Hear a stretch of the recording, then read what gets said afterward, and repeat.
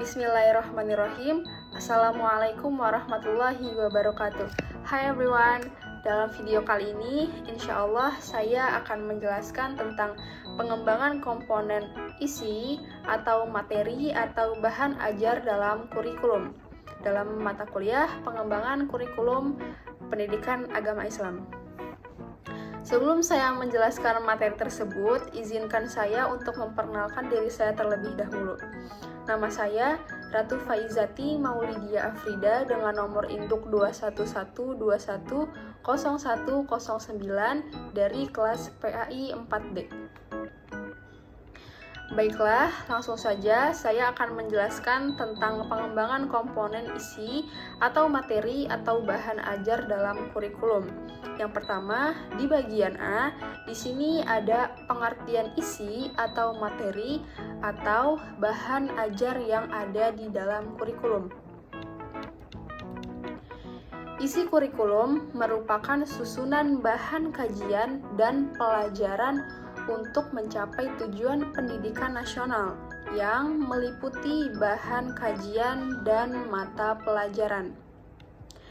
Adapun 3 tokoh yang merumuskan pendapatnya mengenai apa itu isi atau materi atau bahan ajar yang ada di dalam kurikulum, yaitu yang pertama ada Hamalik, menyebutkan bahwa isi kurikulum adalah mata pelajaran pada proses belajar mengajar, seperti pengetahuan, keterampilan, dan nilai-nilai yang diasosiasikan dengan mata pelajaran.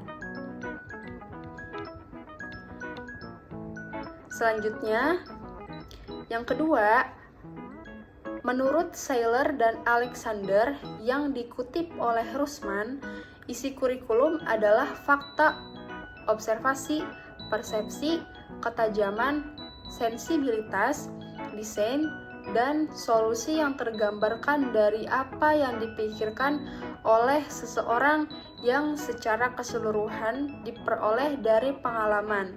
Dan semua itu merupakan komponen yang menyusun pikiran yang mereorganisasi dan menyusun kembali hasil pengalaman tersebut ke dalam adat dan pengetahuan. Ide, konsep, generalisasi, prinsip, rencana, dan solusi.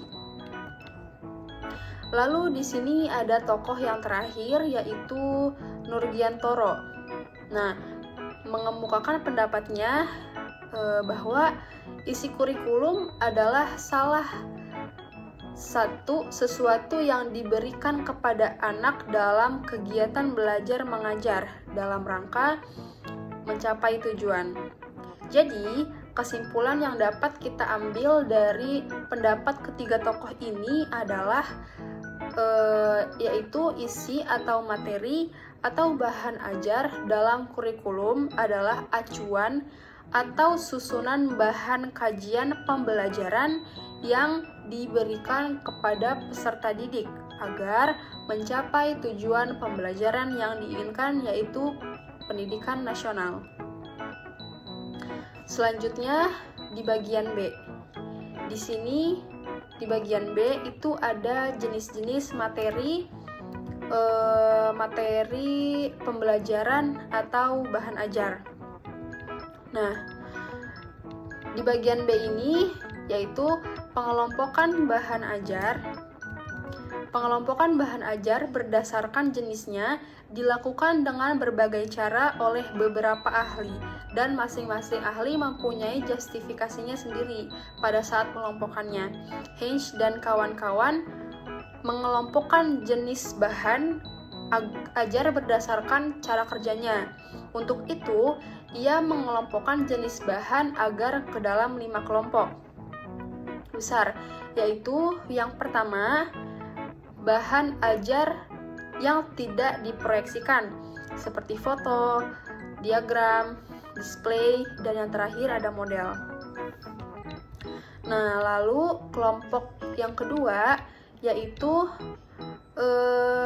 bahan ajar yang diproyeksikan. Kalau tadi Di yang pertama itu bahan ajar yang tidak diproyeksikan, dan yang kedua ada bahan ajar yang diproyeksikan seperti slide, film strips, overhead, transparansi, proyeksi, atau komputer. Nah, lalu yang ketiga, di sini ada bahan ajar audio seperti kaset dan compact disc. Lalu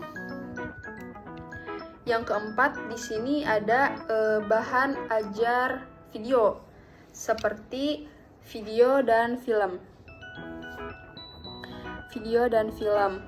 Lalu yang terakhir ada bahan ajar media komputer, misalnya komputer mediated instruction atau CMI, atau ada komputer based multimedia atau hypermedia.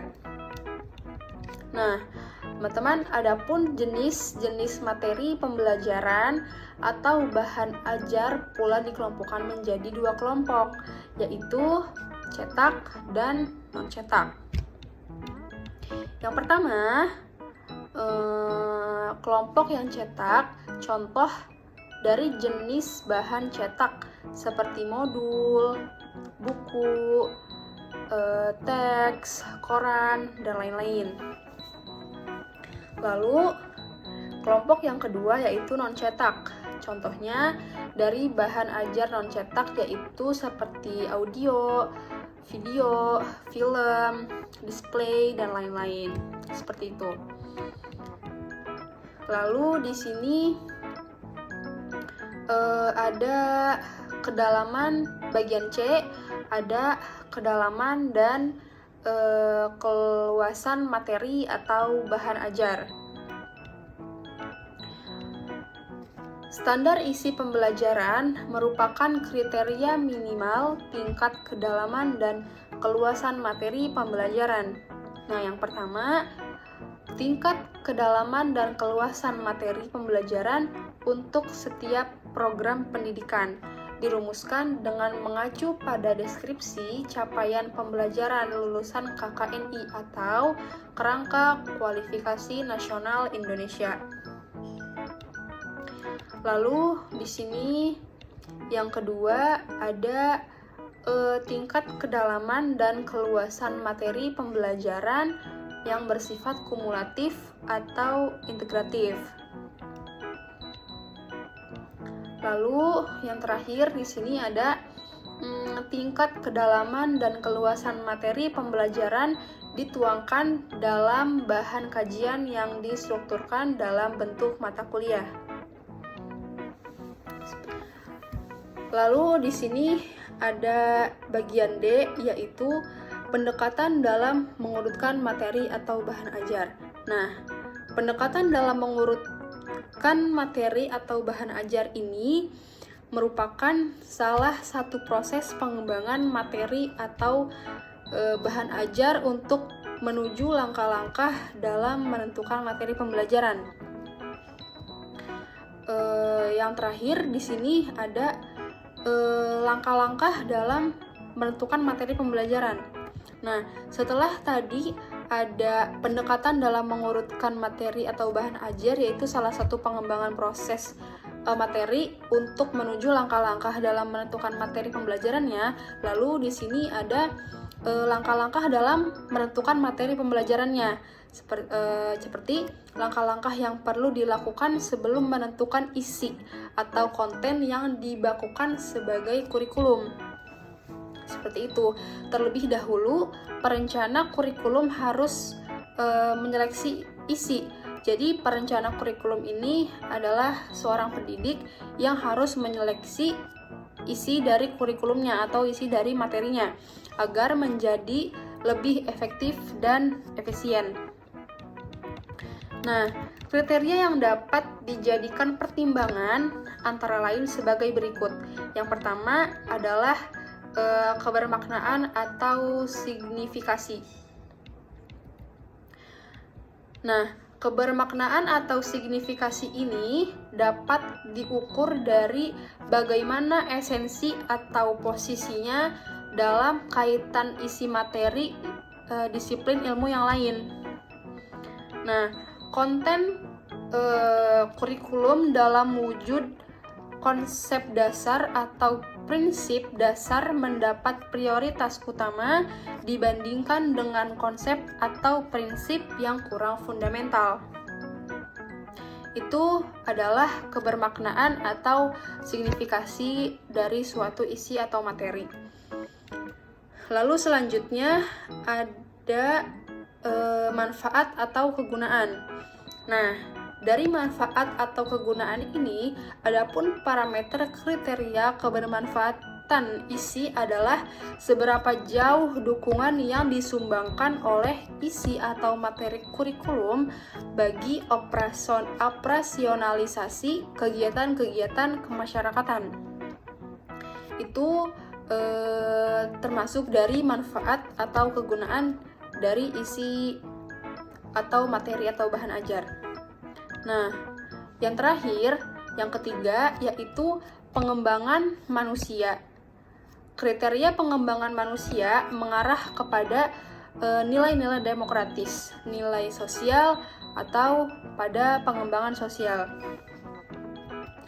Nah, teman-teman, mungkin hanya itu yang dapat saya sampaikan pada materi kali ini, yaitu materi pengembangan komponen, isi, atau materi atau bahan ajar dalam kurikulum. Sebelum saya tutup video kali ini, sebelum saya akhiri video kali ini, saya akan membacakan kesimpulan dari materi yang barusan saya jelaskan. Yaitu kesimpulannya, isi kurikulum merupakan susunan bahan kajian dan pelajaran untuk mencapai tujuan pendidikan nasional.